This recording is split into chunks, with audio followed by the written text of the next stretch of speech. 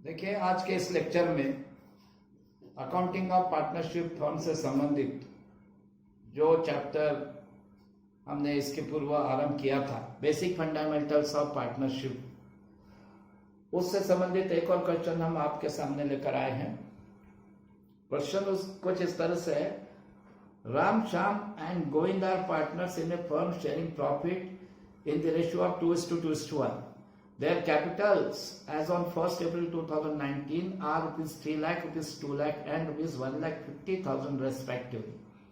As per their partnership agreement, the partners are entitled to interest on capital at 6% per annum, salary to Sham at rupees 3,000 per month, commission to Govind equal to 5% of rest of the net profit after paying interest on capital, Sham's salary and even Govind's commission. For the year ended 31st March 2020, the net profit before appropriation is rupees 2,85,000. Prepare profit and loss appropriation account showing appropriation of profit. आपको profit and loss appropriation account बनाना है और ये जो 2,85,000 का net profit इस firm को हुआ है, उसका डिस्ट्रीब्यूशन यानी एप्रोप्रिएशन किस तरह से होगा, ये आपको profit and loss appropriation account के माध्यम से शो करना है। अब देखिए, यहाँ कहा गया है कि ये जो तीन पार्टनर्स है, राम, श्याम एंड गोविंद, इनके कैपिटल पे इन्हें प्रतिवर्ष 6% इंटरेस्ट भी मिलना चाहिए।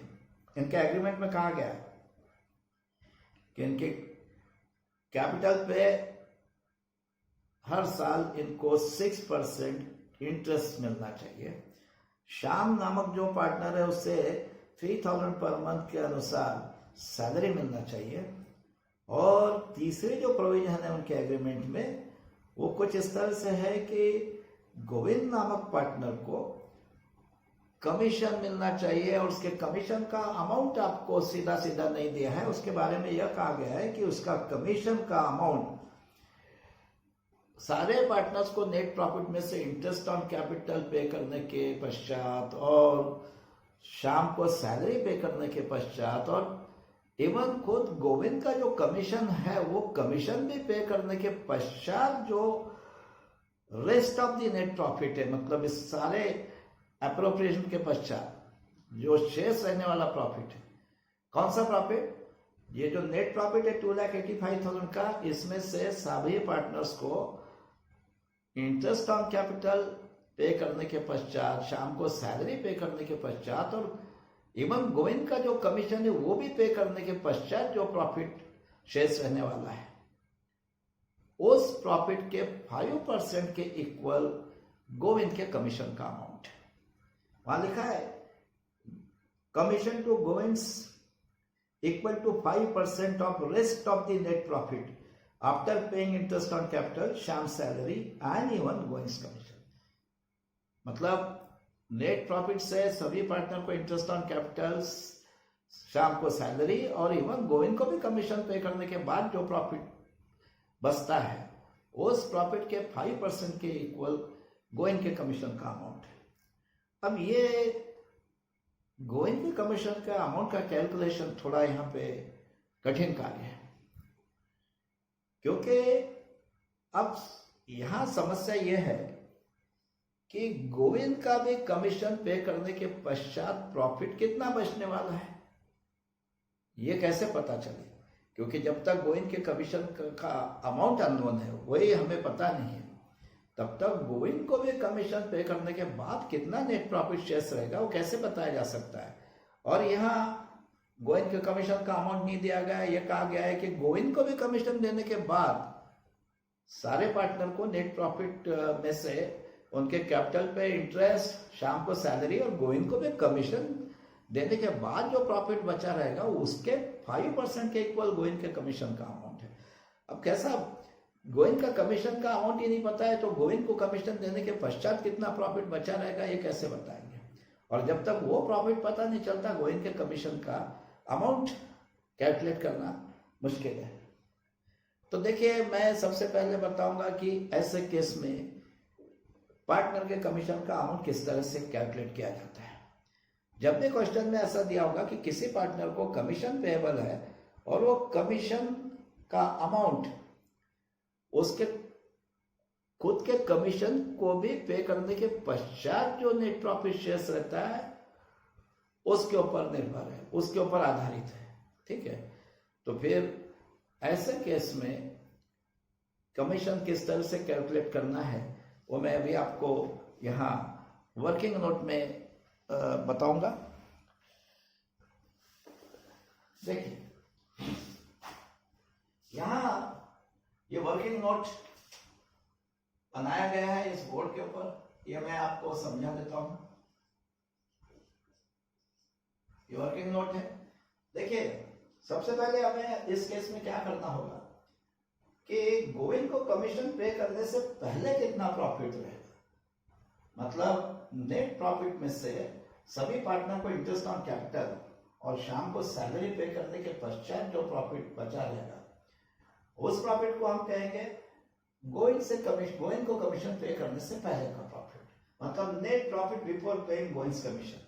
वो कैसा निकालेंगे, तो जो हमारा प्रॉफिट दिया है 2,85,000 का net profit before appropriation, before appropriation मतलब उसमें से ना ही इंटरेस्ट ऑन कैपिटल पे किया गया है, ना ही शाम को सैलरी, ना गोविंद को कमीशन, सारे एप्रोप्रिएशन जो है उनसे पूर्व का जो नेट प्रॉफिट है, नेट प्रॉफिट बिफोर एप्रोप्रिएशन, इसमें से हम IUC to all partners, IUC means interest on capital to all partners, यानी सभी पार्टनर्स को जो कैपिटल पे इंटरेस्ट पेबल है वो इंटरेस्ट और शाम का सैलरी ये माइनस कर देंगे। देखिए, net profit before paying Govind commission is equal to net profit before appropriation minus interest on capital to all partners minus Shyam salary. मतलब ये net profit before paying Govind commission निकालना है तो नेट प्रॉफिट बिफोर एप्रोप्रिएशन से आप ये दो चीजों को माइनस कर दीजिए। कौन से, सभी पार्टनर को जो इंटरेस्ट ऑन कैपिटल पे करना है उसका टोटल अमाउंट और शाम का सैलरी, इनको अगर आप माइनस कर देंगे तो net profit before paying Govind commission आ जाएगा। Net profit before appropriation minus interest on capital to all partners minus Shyam salary, ठीक है। Net profit before appropriation minus interest on capital to all partners minus Shyam salary. अब देखिए, net profit before paying net profit before appropriation कितना है, ठीक है। Net profit before appropriation 2,85,000 minus, अब सभी पार्टनर को इंटरेस्ट ऑन कैपिटल कितना पेबल है वो इस ब्रैकेट में बताया गया है और उसकी टोटल कर दी जाएगी।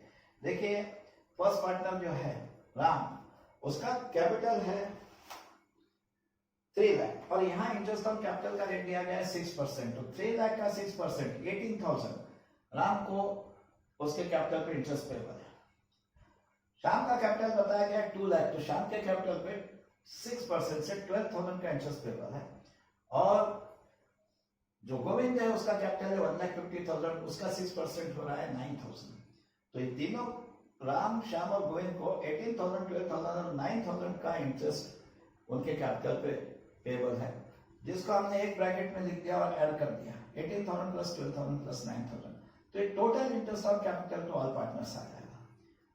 तो 2,85,000 से हम interest on capital payable to all partners मतलब 18,000, 12,000 और 9,000 की टोटल को भी माइनस कर देंगे और साथ में शाम का सैलरी का जो अमाउंट है पूरे साल का वो भी माइनस करेंगे। वो कितना हो रहा है, शाम को per month 3,000 rupees salary payable है, तो पूरे साल में 3,000 इंटू 12 मंथ्स 36,000 का सैलरी पेबल रहेगा, वो 36,000 भी माइनस कर देंगे। Net profit before appropriation minus interest on capital to all partners minus Shyam salary. Net profit before appropriation 2,85,000 है, उसमें से interest on capital to all partner मतलब 18,000 प्लस 12,000 प्लस 9,000 जो हो रहा है 39,000, इस 39,000 को भी माइनस करेंगे और शाम का सैलरी जो है 36,000 इसको भी माइनस करेंगे।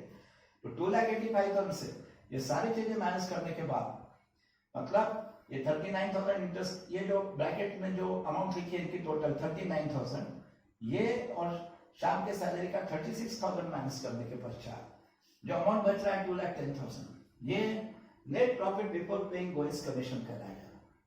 इसे कहा जाएगा net profit before paying Govind's commission.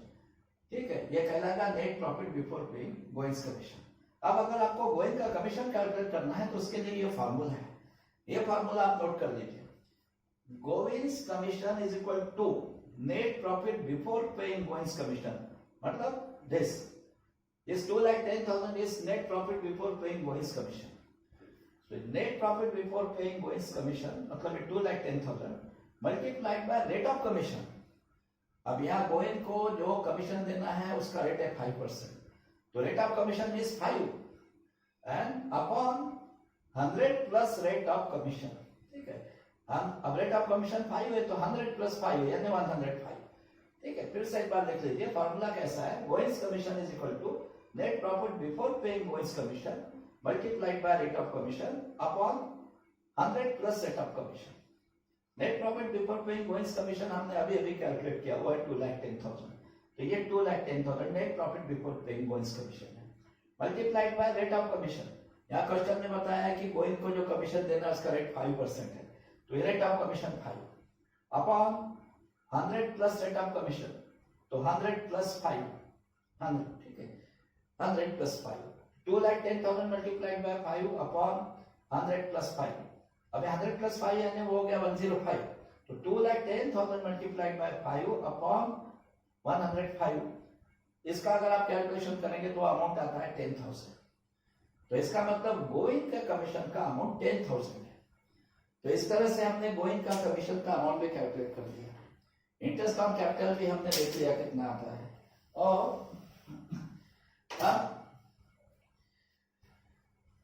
शाम के सैलरी का अमाउंट भी हमें पता है 3,000 पर मंथ के अनुसार 36,000 हो रहा है।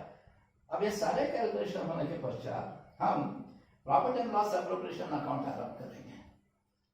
इसके पूर्व आप एक बार ये सारे कैलकुलेशन देख लीजिए। अब ये जो 2,85,000 का फर्म को नेट प्रॉफिट हुआ है, इसका एप्रोप्रिएशन किस तरह से करना है, इसमें से सभी पार्टनर्स को ये 18,000, 12,000 और 9,000 उनके कैपिटल पे इंटरेस्ट पे करना है, कुल 39,000, और शाम को 36,000 सैलरी भी पे करना है, और उसके पश्चात गोविंद को ये 10,000 कमीशन पे करना है। और ये सारी चीजें पे करने के पश्चात जो प्रॉफिट बचेगा वो भी उनके प्रॉफिट शेयर रेशियो में डिवाइड करके वो भी पे करना है। और उनका प्रॉफिट शेयर रेशियो इस क्वेश्चन में 2:2:1, तो ये बचा हुआ जो प्रॉफिट रहेगा शेयर्स डिविजिबल प्रॉफिट, उसे 2:2:1 के रेशियो में डिवाइड करके वो भी हम राम श्याम और गोविंद को पे करेंगे। अब इसके लिए जो profit and loss appropriation account बनाना है वो हम आरंभ करते हैं। देखिए,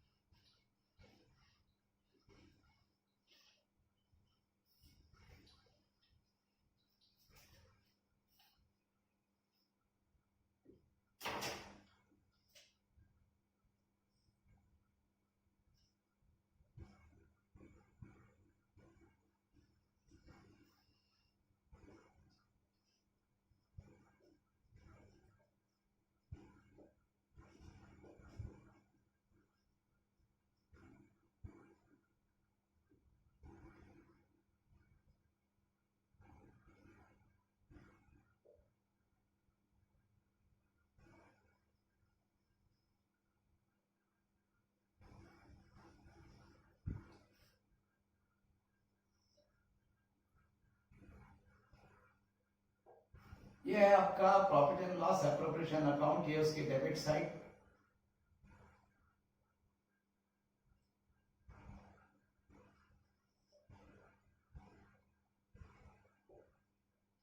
और ये है उसकी क्रेडिट साइड।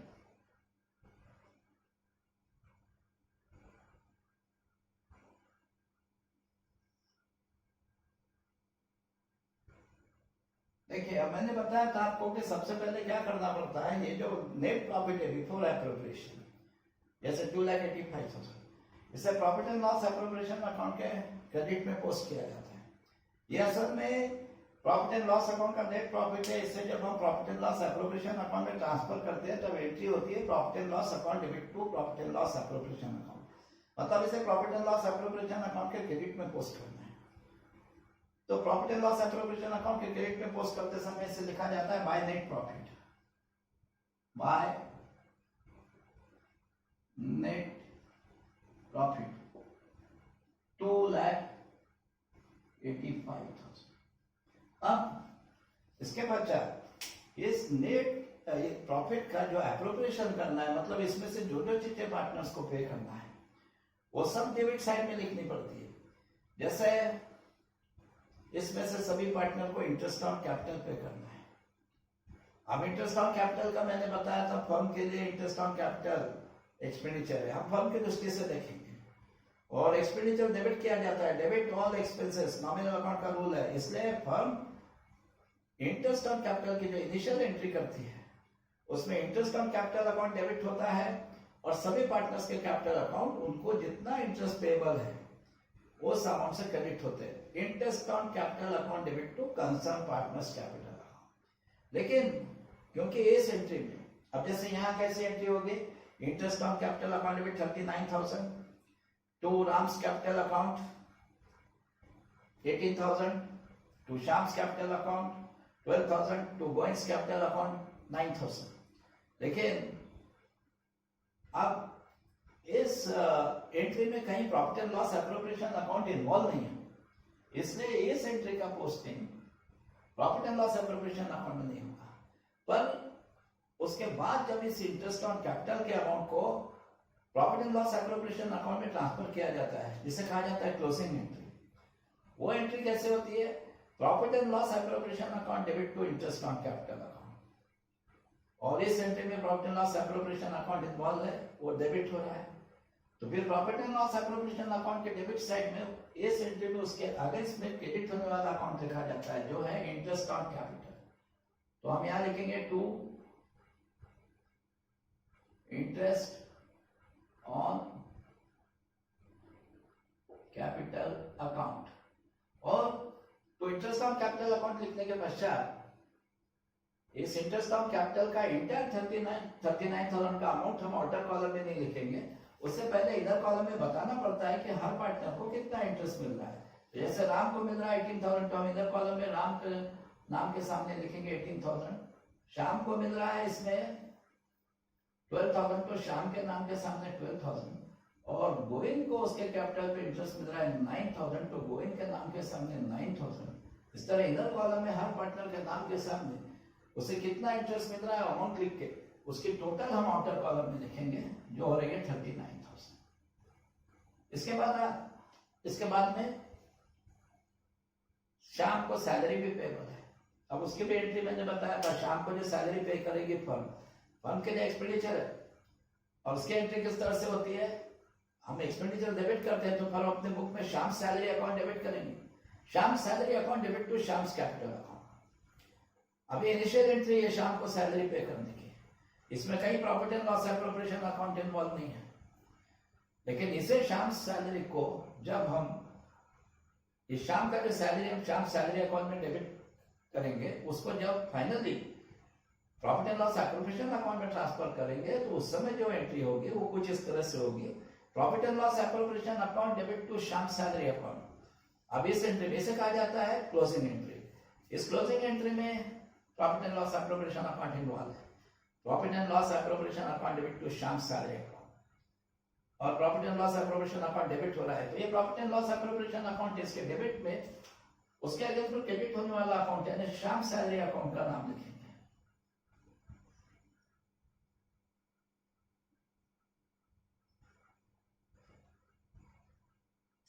और उसका अमाउंट कितना है, शाम को 3,000 पर मंथ सैलरी पेबल है तो पूरे साल का हो जाएगा 3,000 इंटू 12 36,000।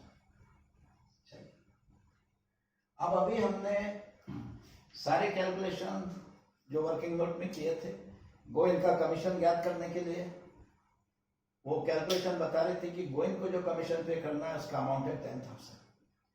अब गोविंद को जो कमीशन पे किया जा रहा है वो भी फर्म के लिए एक्सपेंडिचर है, फर्म की दृष्टि से एक्सपेंडिचर है और एक्सपेंडिचर डेबिट किया जाता है। हमारा अकाउंटेंसी का रूल है डेबिट ऑल एक्सपेंसेस, इसलिए हम गोविंस कमीशन अकाउंट को डेबिट करेंगे और उसके कमीशन का अमाउंट उसका कैपिटल अकाउंट में क्रेडिट करेंगे। जिस तरह इंटरेस्ट ऑन कैपिटल सैलरी, जो भी अमाउंट फर्म की तरफ से पार्टनर को पे किए जाते हैं, वो अमाउंट कभी भी पार्टनर्स को कैश नहीं पे किया जाता। फर्म उनके हाथों में कैश नहीं रखती, उनके कैपिटल में ये सारे अमाउंट ऐड कर दिए जाते हैं।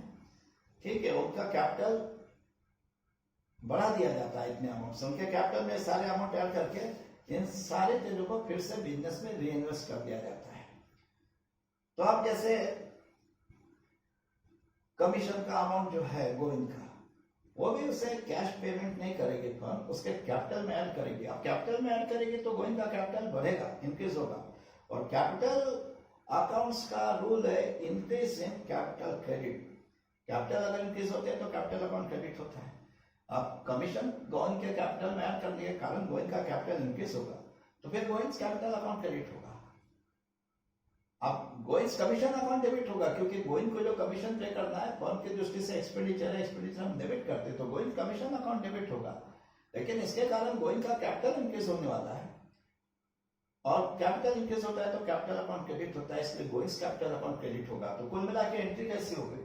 Govind commission account debit to Govind capital account, Govind commission account debit to Govind capital account. अब इस एंट्री में कहीं profit and loss appropriation account involve नहीं है, ना डेबिट हो रहा ना क्रेडिट हो रहा, तो इस एंट्री का posting profit and loss appropriation account में नहीं होगा।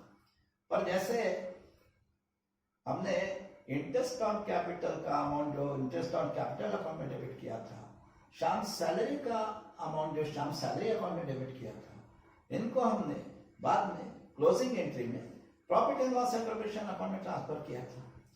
क्योंकि ये सारे नॉमिनल अकाउंट्स हैं, इनमें जो भी अमाउंट डेबिट किया जा रहा है ये सब इन अकाउंट में डेबिट बैलेंस दिखेगा, और इनको ईयर एंड में profit and loss appropriation account में ट्रांसफर करना पड़ेगा। तो जैसे हमने इंटरेस्ट ऑन कैपिटल अकाउंट में जो अमाउंट डेबिट किया था वो भी profit and loss appropriation account में ट्रांसफर किया, शाम सैलरी अकाउंट को जो अमाउंट डेबिट किया था वो भी profit and loss appropriation account में ट्रांसफर किया। उसी तरह यदि गोविंद कमीशन अकाउंट को जो अमाउंट डेबिट किया जाएगा इनिशियल एंट्री में गोविंद कमीशन की, वो अमाउंट गोविंद कमीशन अकाउंट में डेबिट बैलेंस रहेगा, और उसे भी क्लोजिंग एंट्री में profit and loss appropriation account में ट्रांसफर किया जाएगा, क्योंकि वो भी इस 2,85,000 के प्रॉफिट में से पे किया जा रहा है। वो गोविंद का कमीशन भी इसी में से पे किया जा रहा है, इसी का एप्रोप्रिएशन, इसलिए उसे भी finally profit and loss appropriation account में ट्रांसफर करना होगा। अब देखिए Govind commission after all expenditure है, वो profit and loss appropriation account में भी ट्रांसफर होगा तो डेबिट ही होगा, क्योंकि एक्सपेंडिचर किसी भी अकाउंट में ट्रांसफर करेंगे और डेबिट ही होगा। एक्सपेंडिचर हमेशा डेबिट होता है, डेबिट ऑल एक्सपेंसेस। यदि उसे profit and loss appropriation account में भी ट्रांसफर करोगे तो वहां भी डेबिट करना पड़ेगा। अब पहले तो वो डेबिटेड है गोविंद कमीशन अकाउंट में, अब उसे अगर profit and loss appropriation account में ट्रांसफर करना है, वहां डेबिट करना है, तो फिर गोविंद कमीशन अकाउंट से पहले उसे रिवर्स करना पड़ेगा। जब गोविंद कमीशन को हम profit and loss appropriation account में ट्रांसफर करेंगे तब एंट्री कैसे हो जाएगी? Profit and loss appropriation account debit to Govind commission account. अब इस एंट्री में profit and loss appropriation account involve है और डेबिट हो रहा है। Profit and loss appropriation account debit to Govind commission, तो profit and loss appropriation account debit हो रहा है तो उसके डेबिट में उसके अगेंस्ट में क्रेडिट होने वाला अकाउंट है गोविंद कमीशन अकाउंट का नाम लिखेंगे, टू गोविंद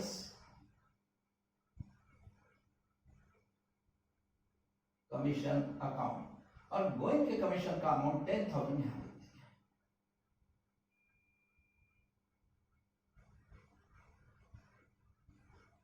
अब देखिए ये जो total net profit before appropriation 2,85,000, ये नेट प्रॉफिट बिफोर एप्रोप्रिएशन जो था 2,85,000, जिसको हमने profit and loss appropriation account में पहले क्रेडिट किया था, इसका एप्रोप्रिएशन किस तरह से? इसमें से हमने सभी पार्टनर को कुल मिलाकर 39,000 इंटरेस्ट ऑन कैपिटल पे कर दिया, शाम को 36,000 सैलरी पे कर दिया, और गोविंद को 10,000 कमीशन पे कर दिया। अब ये तीनों चीजें पे करने के पश्चात जो प्रॉफिट हमारे पास बच रहा है, इस नेट प्रॉफिट बिफोर एप्रोप्रिएशन 2,85,000 से सभी पार्टनर को इंटरेस्ट ऑन कैपिटल, श्याम को सैलरी और गोविंद को कमीशन पे करने के बाद हमारे पास जो बचा हुआ प्रॉफिट है, जिसे कहेंगे डिविजिबल प्रॉफिट, वो है केवल 2 लाख रुपीस। अभी 2 लाख रुपीस का जो डिविजिबल प्रॉफिट है, इसे भी हम राम, श्याम और गोविंद को उनके प्रॉफिट शेयरिंग रेशियो में डिवाइड करके पे कर देंगे। अब उनका प्रॉफिट शेयरिंग रेशियो कितना है? 2:2:1। तो हम राम, श्याम और गोविंद को ये बचा हुआ 2 लाख का डिविजिबल प्रॉफिट 2:2:1 के रेशियो में पे करेंगे। और जब पे करेंगे तो उसे किस तरह लिखेंगे? देखिए, ये जो 2 लाख का बचा हुआ प्रॉफिट है, ये हम डेबिट साइड में लिखेंगे, क्योंकि देखिए इस अकाउंट के डेबिट साइड में टोटल कम पड़ रही है, ठीक है, 2 लाख से। तो दोनों साइड के टोटल बैलेंस होना चाहिए, इसलिए इधर हमें 2 लाख लिखना पड़ेगा। देखिए, इधर के टोटल 2,85,000 है और इधर केवल 85,000 है। तो इसका मतलब इधर 2 लाख रुपए से टोटल कम है, तो 2 लाख हमें इस तरफ लिखना पड़ेंगे ताकि दोनों साइड के टोटल इक्वल हो जाए। तो 2 लाख किस तरह से लिखा जाता है? मैं यहां लिखूंगा 2 profit transfer to capital account. और वो 2 लाख पूरा एक साथ आउटर कॉलम में ना लिखते हुए, उस 2 लाख में राम, श्याम और गोविंद को कितना शेयर मिलेगा वो पहले इनर कॉलम में दर्शाना होगा, शो करना होगा, ठीक है। जैसे अब उस 2 लाख में राम को मिलेगा 2 लाख का 2/5। तो 2 लाख का 2/5 आ रहा है 80,000। तो हम इधर कॉलम में राम का नाम लिख के उसके सामने लिख देंगे 80,000। श्याम का भी शेयर 2/5 है, तो श्याम को भी 80,000 मिलेगा। तो हम राम के नीचे लिखेंगे श्याम और उसके नाम के सामने लिख देंगे 80,000। और गोविंद को इस 2 लाख का 1/5 मिलेगा, तो हम यहां लिखेंगे गोविंद और उसके नाम के सामने लिख देंगे। अब देखिए 2 लाख का 1/5 कितना होता है? गोविंद को 1/5 मिलेगा, ठीक है। तो अब गोविंद के नाम के सामने 2 लाख का 1/5, ठीक है, वो हो रहा है 40,000। तो 40,000 हम यहां लिखेंगे। और देखिए इधर कॉलम में हमने बता दिया कि इस 2 लाख के डिविजिबल प्रॉफिट में राम को 80,000 शेयर मिल रहा है, श्याम को 80,000, गोविंद को 40,000। ये तीनों के टोटल 2 लाख रुपीस हम आउटर कॉलम में लिख देंगे। और ये 2 लाख रुपीस आउटर कॉलम में लिखने के बाद अब profit and loss appropriation account की दोनों साइड की टोटल इक्वल हो जाएगी। देखिए, क्रेडिट की टोटल तो थी 2,85,000 और डेबिट की भी टोटल हो गई। अब देखिए 2,85,000। अब ये दोनों साइड की टोटल अगर इक्वल हो गई profit and loss appropriation account में, तो इसका अर्थ यह है कि ये जो नेट प्रॉफिट था 2,85,000 का पेपर एप्रोप्रिएशन, इसका कंप्लीट एप्रोप्रिएशन हो गया, पूरी तरह से इसका हमने बंटवारा कर दिया सभी पार्टनर के बीच। और यदि इसका पूरा डिस्ट्रीब्यूशन हो चुका है तो हमारा profit and loss appropriation account भी कंप्लीट हो गया। और इसी के साथ ये आज का क्वेश्चन यहाँ समाप्त होता है। अगले लेक्चर में हम अब इससे आगे कोई और वैरायटी लेकर आपके सामने प्रस्तुत होंगे। तब तक के लिए प्रतीक्षा करें। धन्यवाद।